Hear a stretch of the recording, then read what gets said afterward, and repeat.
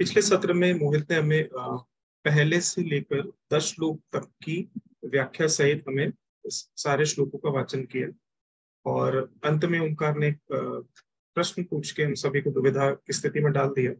पर ये प्रश्न जानना और समझना हमारे लिए बहुत आवश्यक होगा। शायद ये पूरा सप्ताह हम इस पर इस विवेच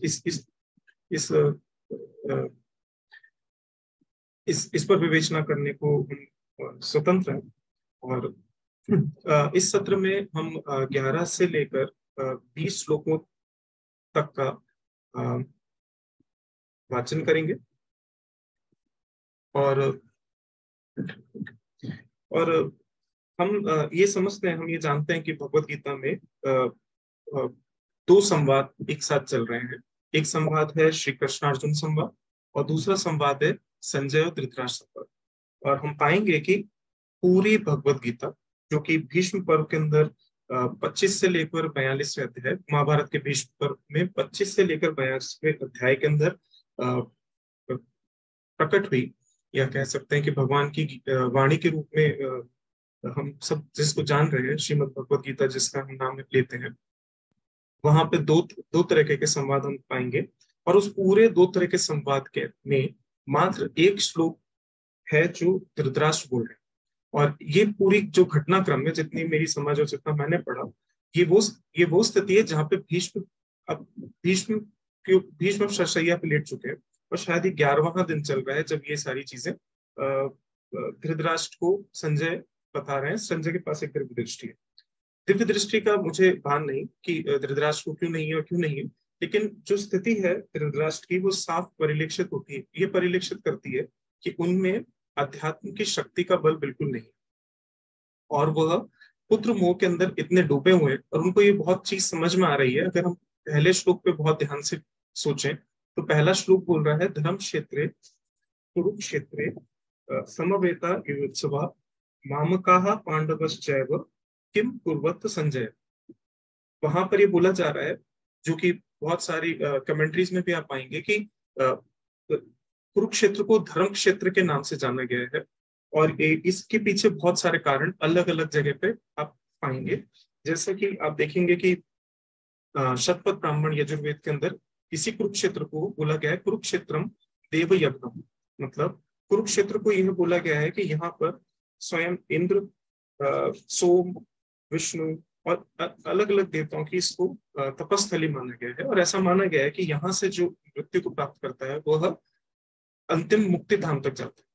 तो शायद यह जो स्थिति है धृतराष्ट्र की, वो थोड़ी सी भयभीत स्थिति भी है, क्योंकि हम ये जानते हैं कि षड ऋतु जो होते हैं हमारे, इनको 6 डाकिनियों के रूप में संबोधित किया है आदि शंकराचार्य ने। आदि शंकराचार्य का कहना है कि ये सब में खुद में हमारी डाकिनी, और षड ऋतुओं में आते हैं काम, क्रोध, मोह, लोभ, मन, मत्सर्य। और इस समय जो जन्मांध है धृतराष्ट्र, वो वास्तविक रूप में तो जन्मांध है ही, लेकिन वो आध्यात्मिक रूप से भी अंधे हैं। आध्यात्मिक रूप से इसलिए अंधे हैं क्योंकि उनके आंखों में, वस्तुतः आंखों में प्रकाश नहीं है जन्मांध होने कारण, वो तो एक अलग विषय है, लेकिन वो आंतरिक स्तर पे क्योंकि उनमें अध्यात्म का बल नहीं है, इस कारण से वो मोहग्रस्त इतने हैं कि वो ये जान रहे हैं, वो भयभीत भी हैं कि ये धरती, जिस धरती पे कुरुक्षेत्र धरा पे ये सारा सब कुछ हो रहा है, ये सारा जो युद्ध हो रहा है, वो इस चीज से भयभीत है। उनको ये समझ आ रहा है कि क्या ऐसा तो नहीं हो जाएगा कि वो कुरुक्षेत्र है क्योंकि वो धर्म का क्षेत्र है, तो क्या यहाँ पर मेरे पुत्रों का पतन तो नहीं हो जाएगा। तो हम सभी को हमारे जीवन में भगवान कृष्ण यहाँ से ये उपदेश देना चाह रहे हैं। और आप देखेंगे कि करीबन 572 या 574 श्लोक स्वयं भगवान ने ही बोले। 84 श्लोक जो है वो अर्जुन के हैं, जो वो सिर्फ प्रश्न कर रहे हैं। और मेरी ये स्थिति है इसमें बहुत स्पष्ट कि मैं ऐसा मानता हूँ कि भगवान को एक निमित्त मात्र चुनना था, उनने अर्जुन को चुना, और जिसके कारण अभी कुछ पिछले सत्र में मोहित ने बताया कि किस तरीके से अर्जुन बहुत ही आध्यात्मिक रूप से उन्नत पुरुष हैं। और एक और चीज जो सोचने योग्य है कि जो स्वयं भगवान के इतना सन्निकट खड़ा है, जिसको स्वयं भगवान ने जिसका स्वयं भगवान सारथी बन जाए, ऐसी व्यक्ति के अंदर भी विषाद रूपी विषाद आ रहा है। वो सारे मानवीय विकारों से जूझ रहा है जिन मानवीय विकारों से हम जूझते हैं। उसको अभी भी मोह है अपने ही लोगों का, वो जान रहा है कि ये धर्म क्षेत्र है, यहाँ मेरा कारण क्या है। वो स्वयं योद्धा है, उसको पता है उसका कर्म क्या है, लेकिन वो स्वयं बहुत ही कंफ्यूज स्टेट ऑफ माइंड में। तो सही मायने में हम ये देखें तो भगवान स्वयं ये सब लीला रच रहे हैं, जहां पर वो अर्जुन को एक निमित्त निमित्त मात्र मान रहे हैं अपनी बातें कहने का। इसको मैं अंग्रेजी में बोलूं तो crisis is often required to make someone's eye turn into spiritual reality. अगर ये क्राइसिस नहीं आता अर्जुन पे, और तो ये कभी भी उस चीज, हमें गीता रूपी उपदेश नहीं मिलता। तो भगवान स्वयं हमारे लिए इस ग्रंथ की एक तरीके से उन्होंने अपनी वाणी से हमें दिया। और हम अपने जीवन में भी देखें तो impact of death, impact of loss, impact of disease, impact of faithlessness of some loved ones, or any such bitter experience is going to create some sort of awakening. And if it's not today, then what's the better thing? So इन सारी बातों को प्रस्तावना बनाकर मैं अब राधिका को ये आगे की जिम्मेदारी सौंपता हूँ और अर्पणा को आगे की जिम्मेदारी सौंपता हूँ कि वो अब सत्र को आगे बढ़ाएं। धन्यवाद। मैं शांति मंच से शुरुआत करना चाहूंगी। सो एम आई ऑडिबल? हाँ, थोड़ी कम आ रही है, आप प्लीज माइक के आसपास। Okay, I will just fix.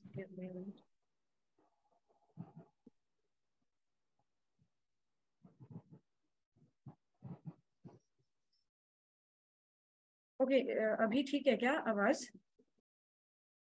हाँ ठीक है, पहले से बेहतर है। ओके, आप कर। Okay okay. ओम सहना भवतु सहनौ भुनक्तु सह वीर्यं करवावहै तेजस्विनावधीतमस्तु मा विद्विषावहै। ओम शांति शांति शांति। धन्यवाद।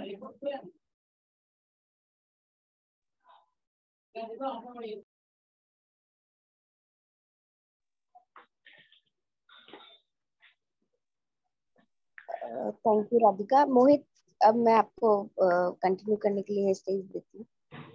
ओके, तो पिछले सेशन में हमने 1 से 10 श्लोक का अध्ययन किया, उनका भावार्थ समझा। अब उसी के आगे 11वें श्लोक से वही दुर्योधन बता रहा है, सेनाओं का वर्णन कर रहा है, किस तरह की युद्ध की स्थिति है, युद्ध क्षेत्र की स्थिति है। ओम श्री परमात्मने नमः। अयनेषु च सर्वेषु यथा भागमवस्थिताः विश्वमेव विरक्षन्तु भवन्तः सर्व एव हि। इसलिए सब मोर्चों पर अपनी अपनी जगह स्थित रहते हुए आप लोग सभी निसंदेह भीष्म पितामह की ही सब ओर से रक्षा करें, क्योंकि भीष्म पितामह इज अ की मैन ऑफ द वॉर। सो वो चाहते हैं कि जब तक भीष्म पितामह कोई हरा नहीं सकता, उनका अगर कोई वध नहीं करेगा, उनको कोई पराजित नहीं करेगा, तब तक हम सुरक्षित रहेंगे। इसलिए वो बोल रहे हैं कि सब लोग भीष्म पितामह की सब मोर्चों पर रह करके रक्षा करें। तस्य संजनयन् हर्षं कुरु वृद्धः पितामहः सिंहनादं विनद्योच्छे शंखं दद्मो प्रतापवान। कौरवों में वृद्ध बड़े प्रतापी पितामह भीष्म ने उस दुर्योधन के हृदय में हर्ष उत्पन्न करते हुए उच्च स्वर में सिंह की दहाड़ के समान गरज कर शंख बजाया। फिर भीष्म पितामह ने युद्ध घोष के लिए शंख बजाए कि युद्ध प्रारंभ करने से पहले शंख बजाना परंपरा थी पहले, तो उन्होंने शंख भीष्म पितामह ने बजाया। उसके साथ क्या हुआ? ततः शंखाश्च वैर्यश्च पर्णवानक गोमुखाः सहसैवाभ्य हन्यन्त सशब्दस्तुमुलोभवत्। इसके पश्चात शंख और नगाड़े, ढोल, मृदंग और नरसिंगे आदि बाजे एक साथ ही बज उठे। उनका वह शब्द बड़ा भयंकर हुआ। सबने एक साथ जो युद्ध कोष के लिए जो भी टूल्स थे, तब नगाड़े, ढोल, शंख, और जो अलग अलग योद्धाओं ने जिसके पास भी जो भी था उसने वो बजाया। तो उसका बहुत भयंकर साउंड आया। ततः श्वेतैर्ह येर्युक्ते महति स्यन्दने स्थितो माधवः पांडवश्चैव दिव्यो शंखो प्रदमतुः। इसके अनंत पर सफेद घोड़ों के युक्त उत्तम रथ में बैठे हुए श्री कृष्ण महाराज और अर्जुन ने भी अलौकिक शंख बजाए। यहाँ पर सबसे पहले भगवान का, श्री कृष्ण का और अर्जुन का युद्ध भूमि में वर्णन आता है और इसमें उनको सफेद घोड़ों पर उत्तम रथ में बैठा हुआ और अलौकिक शंख बजाते हुए बताया गया है। जैसा कि हमको पता है भगवान कौन सा शंख बजाते हैं, उसका नाम, और अलग अलग पांडवों के पास में कौन कौन से शंख है उसके भी नाम आगे वाले श्लोकों में आएंगे, उन्होंने कौन से शंख बजाए। पांचजन्यम ऋषिकेशो देवदत्तम धनंजयः पौंड्रम दद्मो महाशंखम भीमकर्मा वृकोदरः। भगवान श्री कृष्ण ने पांचजन्य नामक, अर्जुन ने देवदत्त नामक और भयानक कर्म वाले भीमसेन ने पौंड्र नामक महाशंख बजाया। इन सब ने अलग अलग नाम के शंख बजाए। अनंत विजयम राजा कुंती पुत्रो युधिष्ठिरः नकुलः सहदेवश्च सुघोष मणिपुष्पकौ। कुंती पुत्र युधिष्ठिर ने अनंत विजय नामक और नकुल तथा सहदेव ने सुघोष और मणिपुष्पक नामक शंख बजाए। काश्यश्च परमेश्वासः शिखंडी च महारथः दृष्टद्युम्नो विराटश्च सात्यकीश्च पराजितः द्रुपदो द्रौपदेयाश्च सर्वश पृथिवीपते सौभद्रश्च महाबाहु शंखान दद्मुः पृथक पृथक। श्रेष्ठ धनुष वाले काशीराज और महारथी शिखंडी एवं दृष्टद्युम्न तरह राजा विराट और अजय सात्यकी राजा द्रुपद और द्रौपदी के पांचों पुत्रों और बड़ी भुजा वाले सुभद्रा पुत्र अभिमन्यु, इन सभी ने हे राजन सब ओर से अलग अलग शंख बजाए। इन सभी राजाओं ने भी अलग अलग शंख बजाए। ये सारे शंख बजाने वाले पांडवों की सेना में है। तो इन सबका वर्णन है किसने किस प्रकार से युद्ध घोष किया। तो यहाँ तक हमारे 18 श्लोक है। 19वां श्लोक, स घोषो धार्तराष्ट्राणाम हृदयानि विदारयत नभश्च पृथ्वीं चैव तुमुलो व्यनुनादयन्। और उस भयानक शब्द ने आकाश और पृथ्वी को भी गुंजाते हुए धार्त राष्ट्रों के अर्थात आपके पक्ष वाले के हृदय विदीर्ण कर दिए। तो जो भी सामने से जो युद्ध घोष हुआ, जो शंख वादन हुआ, उस शंख वादन को सुनकर कौरवों के हृदय विदीर्ण हो गए। हृदय विदीर्ण होना मतलब उनको वो भयाक्रांत हो गए इस प्रकार के युद्ध घोष से। 20वां श्लोक, अथ व्यवस्थितान् दृष्ट्वा धार्तराष्ट्रान् कपिध्वजः प्रवृत्ते शस्त्र संपाते धनुरुद्यम पांडवः। हे राजन, इसके बाद कपिध्वज अर्जुन ने मोर्चा बांधकर डटे हुए धृतराष्ट्र संबंधियों को देखकर उस शस्त्र चलने की तैयारी हेतु तैयारी के समय धनुष उठाकर ऋषिकेश। अब यहाँ पर 4 श्लोक एक साथ में है। यहाँ से जब अर्जुन बोलेंगे वो 21वां श्लोक है, तो 20 श्लोक यहाँ तक है। अभी अर्जुन इन सबको देख करके क्या बोलने वाले हैं उसके वो 21वें श्लोक में आएगा। तो यहाँ तक 20 श्लोक कंप्लीट होता है। Okay, thank you.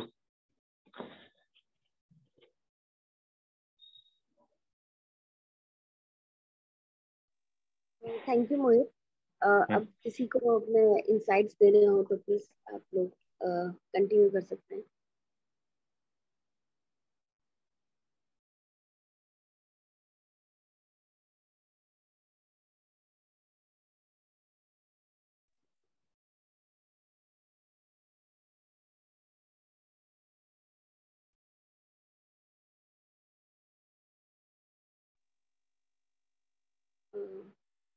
Radhika, Omkar, Sudeep भैया, इसको कुछ बोलना हो तो। आई थिंक सुदीप सर और कोई बोलना चाहे तो, because I have very less understanding of this, so I'll be needing the guidance.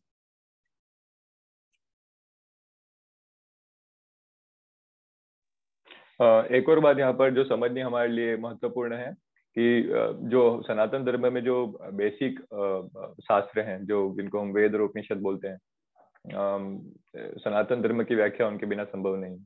तो वेद उपनिषद को पढ़ने के लिए सब बोलते हैं और उसका जो ज्ञान है वो बहुत ही रहस्यमय गूढ़ है। मतलब नॉर्मल सामान्य बुद्धि वाले मनुष्य उसको समझ नहीं सकते, उसको कोई समझाने वाले की आवश्यकता होती है। तो वेदाः श्री कृष्णस्य वाक्यानि इति गीता, ऐसा कहा जाता है कि वेद उपनिषद का जो रहस्यमय गूढ़ ज्ञान है, जो आसानी से समझ में नहीं आता है, उसको उन वैदिक सूत्रों को जो बहुत छोटे छोटे हैं उनको विस्तार पूर्वक उनकी व्याख्या भगवान ने गीता जी में करी है। और गीता जी को अगर कोई पढ़ेगा, अगर उसकी कोई डीप स्टडी करेगा, तो उसको रियलाइज होगा किसी पॉइंट पे कि ये सब वेदांती है।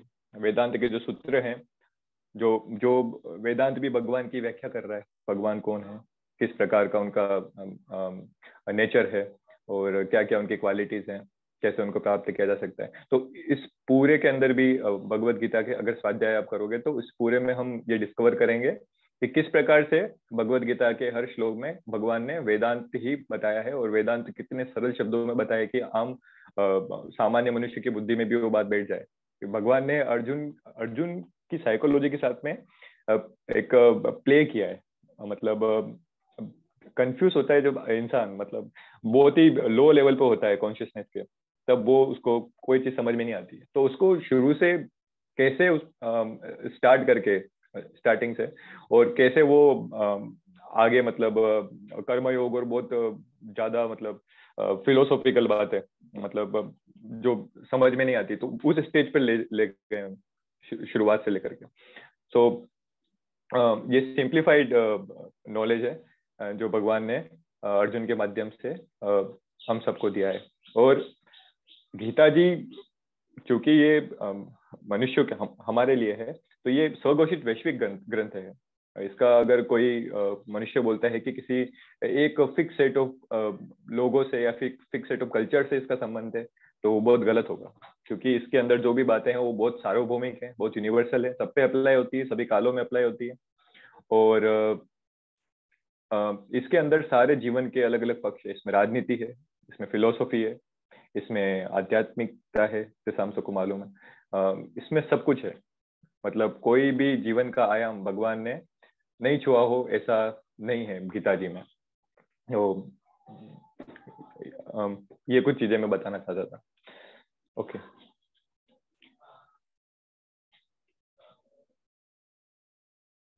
थैंक यू मोहित।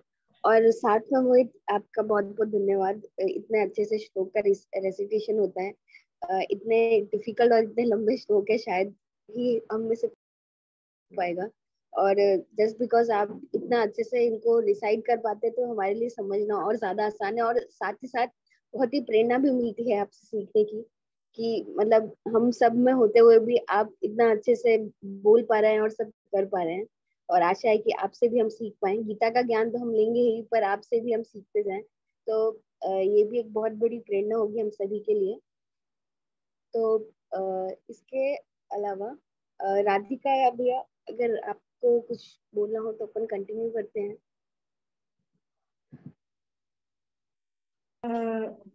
मुझे लगता है हम शांति मंत्र के साथ कंक्लूड कर सकते हैं।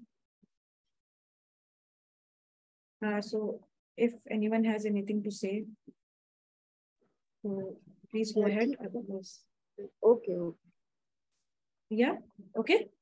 हाँ बिल्कुल। फिर उसके बाद भैया भी शांति मंत्र बोलेंगे, तो फिर उसके बाद फिर हम इसको समाप्त करते हैं। Okay.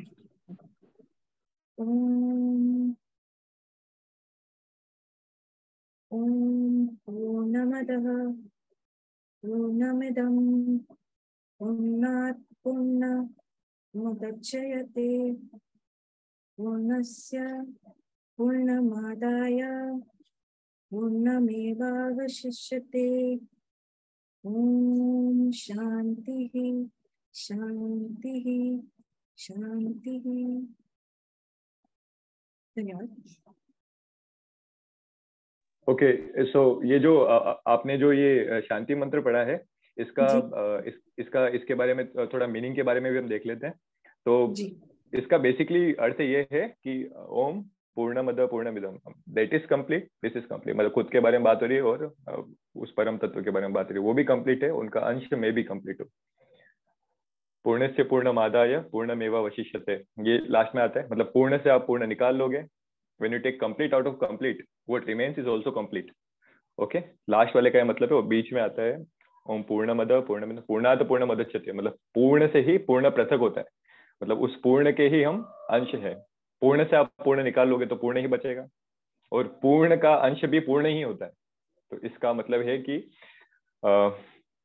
हमको वो रियलाइज करने की जरूरत है, हमारे अंदर भी सारी वो क्वालिटीज हैं, बस उसके साथ में यूनियन हमको फील करने की आवश्यकता है। ज्ञान मार्ग से लो, कर्म मार्ग से लो, भक्ति मार्ग से लो, कोई भी जो मार्ग अपने को अच्छा लगता हो चूज करो, पर रास्ता मतलब डेस्टिनेशन ये है हमारी, हमको भगवान तक पहुंचना है, भगवान को अनुभव करना है।